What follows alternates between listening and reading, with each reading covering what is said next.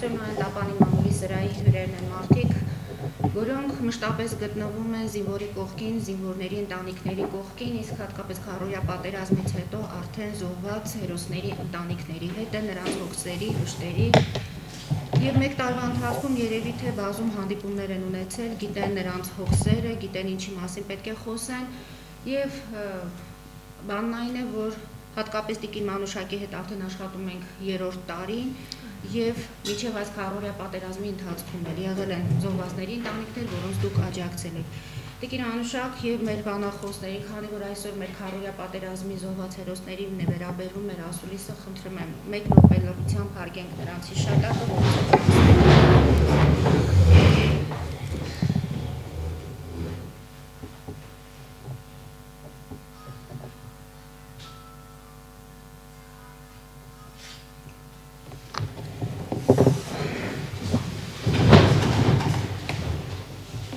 Խոսքը առաջինը մենք կտրամադրենք Մանուշակ Ստեփանյանին, Աշակ Դաբաղյանի անվան Մայր Մանե հիմնադրամի նախագահ։ Տիկին Մանուշակ, փորձենք հասկանալ ինչպիսին է այդ հերոս ընտանիքների ներկայիս վիճակը, ինչ հոգսեր կան, որոնք դրանց մասին դեռ չեն բարձրաձայնվել եւ լուծումներ են պահանջում, ինչու եք այսօր այսքան բանախոսներով տարբեր կազմակերպությունների մեզ մոտ եւ կներկայացնեք այն 25 ընտանիքները, որոնց պատրաստվում եք օրերս միջոցառումների շարք նվիրել եւ այդ միջոցառումներից հավաքված գումարը նվիրաբերել այդ ընտանիքներին։ Իդեպ ես ասեմ, որ ասուլիսի ընթացքում մենք կապվելու ենք Գյումրի, ասուլիսից 2 րոպե առաջ մեզ զանգեցին Գյումրիից եւ ասացին, որ իրենց որդին Թալիշ 1-ում զոհված երիտասարդ է եւ մեկ տարվա ընթացքում այդ ընտանիքին ոչ մի աջակցություն չի եղել։ Մենք պայմանավորվել ենք խոր հետ, ասուլիսի ընթացքում կկապվենք եւ նա կպատմի ամեն ինչ։ Առաջինը խոսքը ձեզ Տիկին Մանուշակ։ Ողջունում եմ բոլորին։ Շատ ցավալի է, որ մենք ունեցանք ապրիլ, որովհետև մենք մինչ ապրիլը մտածում ենք հիշենք անուն առանուն մեր 90-ականների զոհերին, որովհետև մենք ունեինք հերոսներ, որ կարծես մոռացված է, եւ որոշեցինք այդպիսի ծրագիր անել եւ բարձրաձայնել բոլոր հերոսների անունները, որ մենք չունենանք մոռացված անուններ, որովհետև ունեինք այսօր այդ հերոսների շնորհիվ։ Եվ ցավոք ունեցանք ապրիլ, որ քանդեց մեր բոլորի հոգիները, այդքան տներ քանդվեցին, այդքան ընտանիքներ չկազմվեցին, ու հիմա այսպես մեկ տարի անց մենք նորից նստել ենք եւ այդ խնդիրն ենք ուզում լուսաբանել, այո, կան ընտանիքներ, որ մոռացված են։ Ինչու 25, որովհետև ֆիզիկապես ի վիճակի չեմ լինել այդ 100-ից ավել ընտանիքներում, որովհետև սիրտը շատ է ցանկանում, ինքը շատ եմ ուզում եւ իդեպ դուք հիշում եք, մենք ունենք մի հերոսի ընտանիք, Նորի Գասպարյանի ընտանիքով, այդպես դարձանք մենք արդեն 25 ընտանիք, որ կարծես մեկ ընտանիք ենք դարձել այդ հերոսների ծնողներով, ընտանիքի զավակներով դարձել ենք մի մեծ ընտանիք։ Եվ ես շատ ուրախանում եմ, երբ որ գնում եմ տուն ու հանկարծ ինձ մեկ հերոսի ծնողել է ընկերության հայտ ներկայացրած լինում եւ մեր ընտանիքը այդպես ավելանում է եւ կարծում եմ կգա մի օր, որ այդ 106 ընտանիքներով մենք կդառնանք մեկ ընտանիք ու չեմ ցանկանա, որ որևիցե մեկ այլ ընտանիք ավելանա, որովհետեւ վերջերս Սաշա Գալստյանի մայրն ասեց, Երանի ոչ մեկս իրար չճանաչեինք։ Այդպես ավելի լավ կլիներ, որ չլինեին այդ զոհերը ու իրար չճանաչեինք։ Եվ այս տարվա ընթացքում, որ լինելով իրանց ընտանիքներում ինչ խնդիրներ կան, նրանք կորցրել են եւ իրենց զավակներին եւ այն աշխատող ուժին, ով պետք է վերադառնար եւ հոգար ընտանիքի հոգսերը։ Ինչպես գիտեք, այսօր 30-ից հետո մարդիկ աշխատանք չեն ունենում։ Որտեղ գնում են, ասում են 20 տարեկան, 25 տարեկան, այսինքն ծնողները գործազուրկ են։ Այսօր նրանք գործազուրկ են, կորցրել են նաև իրենց այն 20 տարեկան զավակներին, ովքեր պետք է գային, սովորեին եւ աշխատեին։ Տեսեք, կոմունալ վճարները մեկ տարի միայն լույսը, հոգած պետությունը, հիմա դա արդեն վերացել է։ Հիմա ընտանիքի ծնողները չեն աշխատում եւ ոչ մի զիջումներ նրանց համար այլևս չկա, ինչի մեկ տարով է նրանց որդին զոհված։ Ընդամենը նրանք ստանում են 30,000 պարգևավճար, շատ ցավալի է դա, մի քիչ ամաչումել եմ այդ թիվը բարձրաձայնել, եւ երբ որ մեր 90-ականների հերոսների խնդիրներն էլ բազում են, նրանց թվում է թե իրենք մոռացված են, մոռացված չեն։ Ուղղակի դեռ այսօրվա խնդիրները չեն կարողանում հոգալ գոնե ընտանիքի երիտասարդ ծնողներին աշխատանքով ապահովել, Եվ տեսեք փետրվարի 6-ին ես նամակ եմ ուղարկել վարչապետին Մեծամորի բնակիչների կողմից ստորագրահավաքարված, որ ուզում են իրենք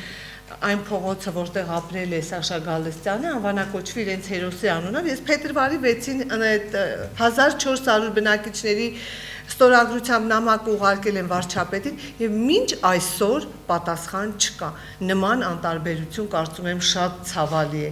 Եվ հետո շատ ծնողներ կարծես թե համակերպվեցին ամսի 2-ի ընտրություններին։ Մտածելով, որ հա, ինչ որ օրեր այդպես էր, համակերպվեցին, բայց այդ օրը շատ հերոսներ, ընտանիքները անտարբերության մատնվեցին։ Նրանց որդիների շիրմաքարերին ոչ մի այցելություն չեղավ, դա միայն կազմակերպվեց Երևանում, շատ պատշաճ կերպով գնացին Եռաբլուր, հարգվեցին մեր հերոսների հիշատակը, բայց չէ որ հերոսները միայն մայրաքաղաքից չէին, կարելի էր դա հենց տեղական վարչական մարմինները մտածեին դա ինչպես կազմակերպել կամ հենց մայրաքաղաքից ուղարկվեին պատվիրակություններ, հարգվեին հերոսների հիշատակը եւ ծնողներն այնքան վիրավորված էին, որ ասում են հերիք չի ոչ մի այցելություն, ոչ մի հարգանք չեղավ, դեռ գիշերն էլ հրավառություն եղավ։ Շատ վիրավորված էին ծնողները։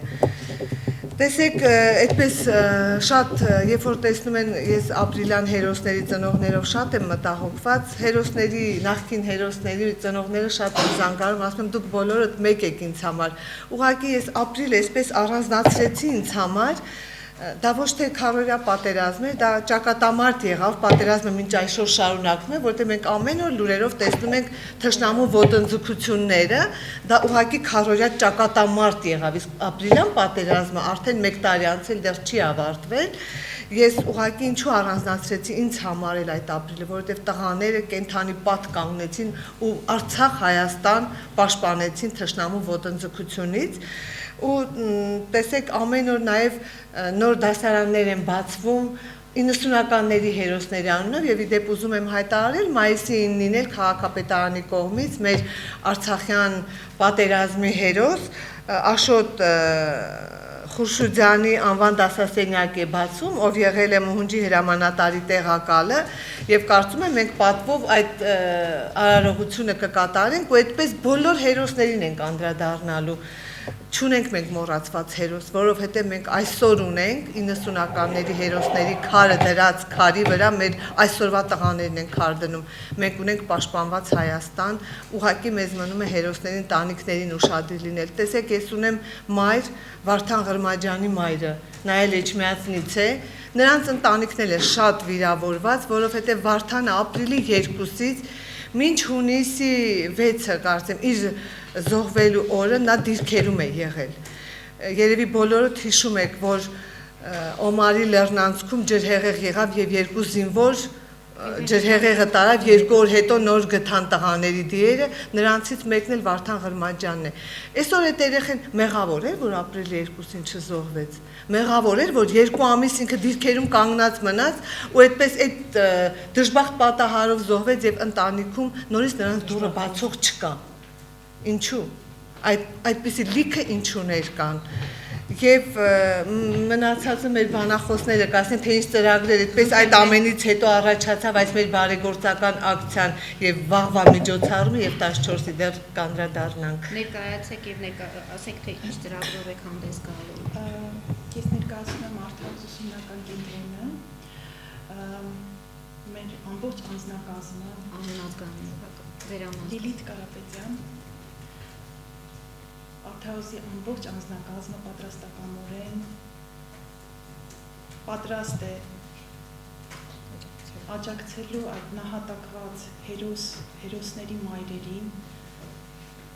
եւ տալ մասնագիտական կրթություն, որպեսզի իրենք կարողանան շարունակել ապրել։ Մենք պետք է մեզանից յուրաքանչյուրը պետք է կարողանա յուրովի իր ուժերի շրջանակներում ինչ-որ օգնություն ցույց տալ եւ չսպասենք միայն պետական այրերին, ինչու ենք մենք անընդհատ սպասում պետությունից օգնություն։ Մեզանից յուրաքանչյուրը կարող է դա անել յուրովի։ Կոնկրետ մեր պարագայում մենք տալիս ենք դարին համահունչ մեծ պահանջարկով մասնագիտություններ, որով Օրինակ ասեք, որ մասնագիտությունների մասին է խոսքը եւ հետո աշխատանքի տեղավորման հարց է լինելու, դու կարողանալու ես դրան օգնել։ Արդյունաբերական կենտրոնը շատ բարեգործական ծրագրեր է իրականացրել եւ մեր մասնագիտությունների ցանկում ընտրված են այնպիսիք, որի պահանջարկը ամեն օր կա։ Դա արվեստի հետ կապված շատ ճյուղեր են, մատնադիմավարսահարդարում, հագուստի մոդելավորումներ ենք պատրաստում ենք տորթերի դիզայներներ, ֆուրշետների կազմակերպիչներ, ըստ այդմ էլ այդ մասնագիտություններով իրենք աշխատանքի տեղավորման խնդիր էլ չեն ունենա, որովհետև հնարավոր է տնայնագործական պայմաններում մարդիկ ստեղծեն իրենց փոքրիկ բիզնես ընտանիքի շրջանակներում անգամ։ Եվ ես ուզում եմ, քանի որ առիթ է ընձեռվել ամբողջ ազնագազմի կողմից խոնարհվել այդ հերոսներ ծնած եւ դաստիարակած մայրերի առջեւ, որովհետեւ ամոքել նրանց վիշտը անհնար է։ Պարզապես մենք պետք է փորձենք արտ թերապիայով իրենց այդ վիճակից հանել, որտեղ վշտի մեջ մարդու խեղդել, անընդհատ հիշեցնել այդ օրերը, անընդհատ ողբալ հնարավոր չի, մարդը ուղղակի խելագար։ Իսկ ինչպես կարող են ծնողները գտնել ձեզ։ Մենք Տիկին Մանուշակի հետ որոշել ենք համագործակցել, քանի որ ինքը արդեն իսկ ստեղծել է մի ընտանիք, ինչպես ինքը ասեց, մենք անցած տարի եւս ունեցել ենք զոհված աջակցել են բավականին իրենք։ Ես կոչ եմ անում բոլորին, մենք սիրով մեր մասնագետները, այսօր Կարինե Գրիգորյանն է ներկա, Վարսահարդար, մեր կոլեկտիվը մեծ է, բոլորս չէինք կարող ներկա լինել, բայց ես բոլորի անունից ուզում եմ կոչ անել, որ առանց վարանելու բոլորի հարազատները կարող են մասնագիտություն ձեռք բերել, բարեկամներ ձեռք բերել Արթհաուսում եւ նաեւ հոգեթերապիայի ենթարկվել, որովհետեւ մեր մասնագետները հատուկ ընտրված բարձրակարգ մասնագետներ են, որոնք նաեւ հոգեբանորեն են մոտենում մասնագիտության մոտեցումը։ Մենք շատ խնդիրներ ունեցող մարդկանց հետ աշխատել ենք եւ ունենք լավ փորձ ու արդյունքում պատկերացրեք, որ ժպիտ ենք կարողանում գծել նման մարդկանց դեմքներին։ Ես ուզում եմ, որ յուրաքանչյուրով ով մեզ հիմա լսում է, թող յուրաքանչյուրը նստի ու մի պահ մտածի ինքը ինչով կարող է օգտակար լինել, որովհետև հայրենիքը մետրերով չափվելուց առաջ հոգևոր չափումներով է գործում եւ չի կարելի անընդհատ յուրաքանչյուրի պարտքը բարձել պետությանը եւ սпасել պետությունից։ Երբ ժողովուրդը կանգնի ու ինքը օրինակ ծառայի, ես վստահ եմ, որ պետական այրերը մեր հետևից կգան, որովհետեւ անհնար կլինի։ Տիկին Կարինե, դուք ինչ ունեք ավելացնելու։ Ես կավելացնեմ, որ ես պատրաստ եմ, երբ Տիկին Մանուշակը ասեց համագործակցելու մասին, առանց վարանելու, ես ասացի, մենք իհարկե անվճար պատրաստ եմ ձեր կողքին լինելու ամեն վարքյան, ամեն ուսանողի հետ, թեպետ ունենք ուսանողներ, չեն ուզում գնալ մեզ մոտից, կտեսնեք, որ գալիս են ու չեն ուզում գնալ, ժամն էլ է լրանում, արդեն ձեր ժամը ասում ենք ավարտվել է, հնարավոր չի, մենք ստեղ մեզ տան մթնոլորտ ամեն վայր։ Այսինքն այդ ընտանիքի անդամները, դա կլինեն ծնողները, կլինեն եղբայր, անվճար ուսուցումը ապահովում է եւ որից հետո Ես ոչ եմ անում բոլորը հետևեն մեր օրինակին եւ բոլոր կազմակերպությունները, բոլորը նստեն ու մտածեն, ինչով կարող են օգնել։ Մեր հնարավորությունները այդքան են, մնացածը թող հետևեն մեր օրինակին։ Այո, մենք միշտ կողքին ենք, իմ տղան էլ այս պահին ծառայում Ղարաբաղում, ես էլ եմ զինվորի մայր, ցանկանում եմ առողջություն, խաղաղություն ամենակարևորը լինի, որ բոլոր զինվորները գան հասնեն իրենց ընտանիքներին։ Պարոն Խուշուտյան, դուք ինչպես է, որ այս ծրագրի շրջանակներում եք եւ Տիկին Մանուշակի կողքին, ինչ ունեք դուք տալու այդ ընտանիքներին։ Որպես երամիացություն համազարգացման հասարակական կազմակերպության ղեկավար, մեր ապրիլյան այս դեպքերից անմիջապես հետո ինքներս մասնակցեցինք գործողություններին, մեր կազմակերպության անդամներով դրանից բացի անմիջապես առաջին օգնությունը հասցրեցինք Արցախ։ Տիկին Մանուշակի հետ համագործակցությունը դրանից առաջ էր եւ այնպես ստացվեց, որ մեր հանդիպումը խաչաձևեց հենց այդ հայրենիքին նվիրյալ գործի շարունակությամբ։ Ասեմ ձեզ, որ միայն զոհվածների ընտանիքներին Տիկին Մանուշակը չի նայում, չի հետևում նրանց խնդիրներին եւ կատարությունը միայն նրանց ուղղված չէ, այլև մեր վիրավոր զինվորների ընտանիքներին, իրենս մեր կազմակերպության, իրենս մեր մասնակցության, մեր վիրավոր զինվորները կարողացան ավելի արագ արձագանքման միջոցով որոշակի իրենց խնդիրները բավարարել, դրանցից մենք անընդհատ գտնում ենք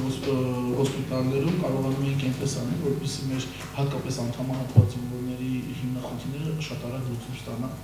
Եվ դրանից բացի նաև մեր հերոսների հետ աշխատանքները, որը որ հիմա շարունակվում է, ես շատ ուրախությամբ, հպարտությամբ կարող եմ շեշտել, որ մեր ազգը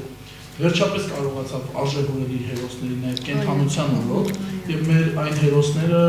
ովքեր որ մարտական գործողությունների ժամանակ աչքի ընկան եւ կարողացան նաև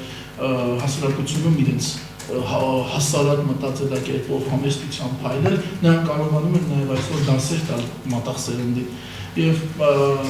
բուհերում, դպրոցներում եւ հասարակական այլ վայրերում նրանց ներկայությունը կարծես ավելի ոգևորիչ է եւ սերնդի շարունակականության այդ մարտական ոգին բարձր պահելու համար շատ կարեւոր է։ Ասեմ նաև, որ կազմակերպությունը մեր կարողացավ այս ընթացքում եւ ֆինանսական եւ նյութական աջակցություն ցուցաբերել վիրավոր զինվորներին, շատ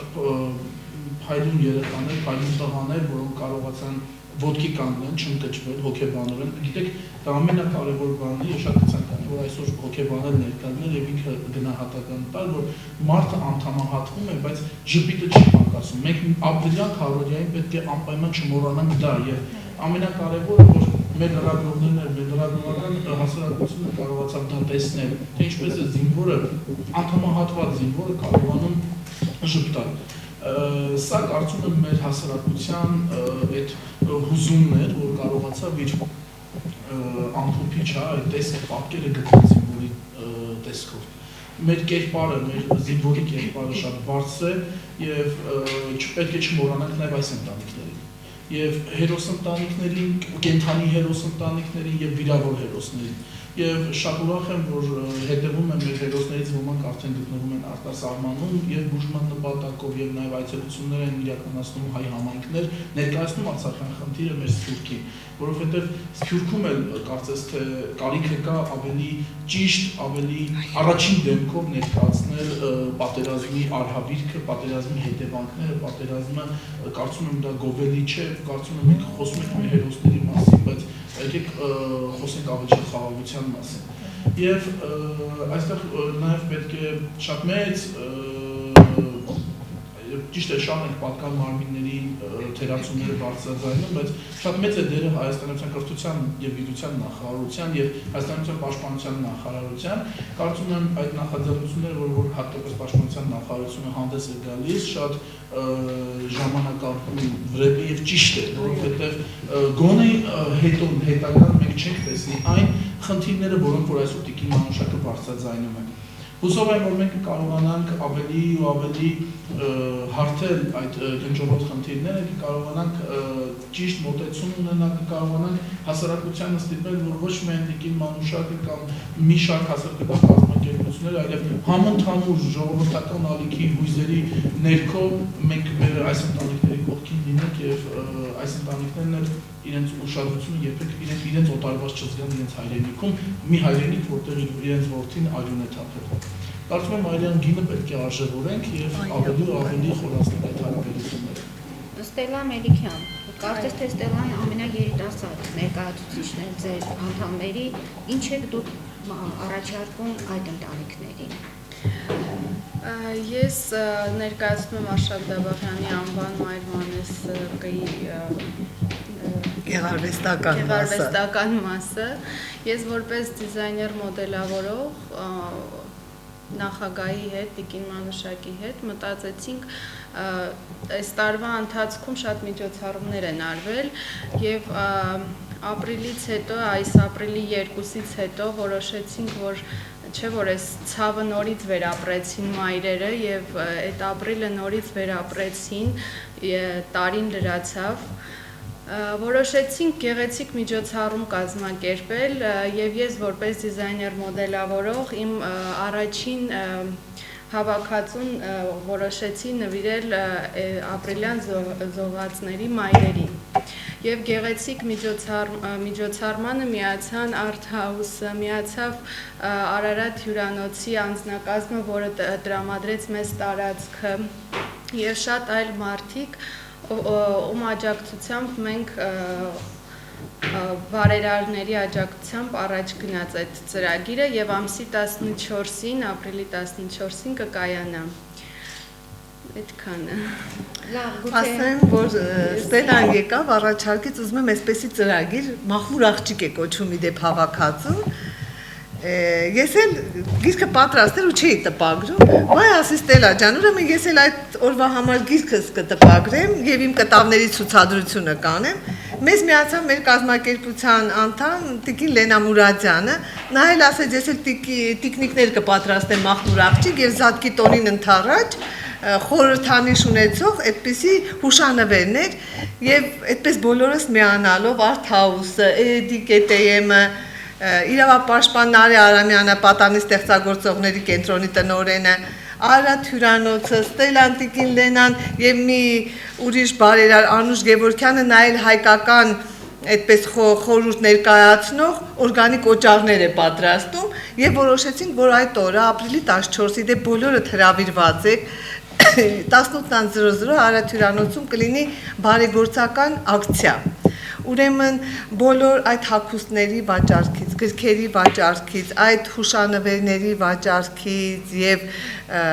կտավների վաճառքից գոյացած հասույթով այդ մեր ընտանիքի 25 հերոսների քույրերը եւ եղբայրները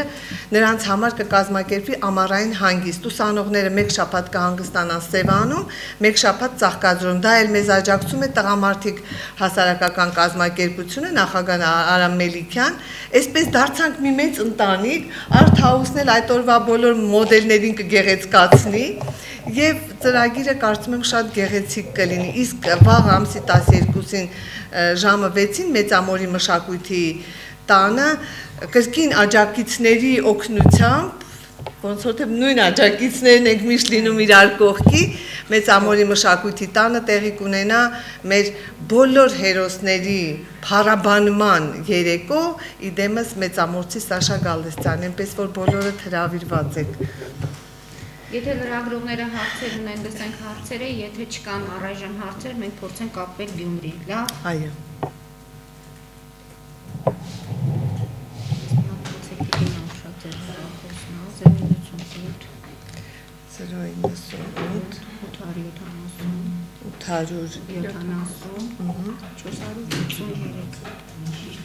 Զանգի կենացրի բարձրացնում։ Իրանք վերցնում։ Մերի մանի տողոտ կբերեց ֆրուտ։ Հա, այն է տղայի մասին է խոսքը էկրանների վրա դուք տեսնում եք մեր հերոսին, որի հայրը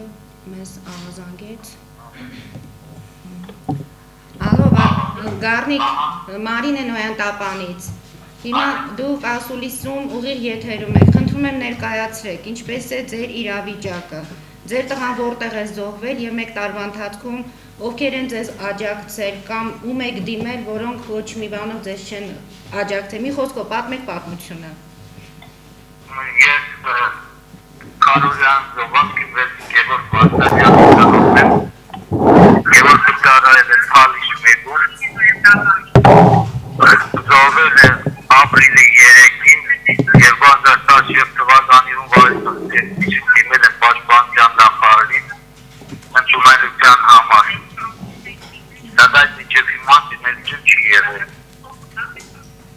Մեկ տարի բնակվում եմ Հայաստանում, աշխատանք չունեմ, ունեմ առողջական խնդիր։ Խնդրում եմ հանդիպում պաշտպանության նախարարի հետ, քանի որ կան քանի հարցեր, որոնց պետք է լուծում։ Հաջողություն չեմ ստանում, միայն 30,000 դրամ փոշակ իմ կողմից։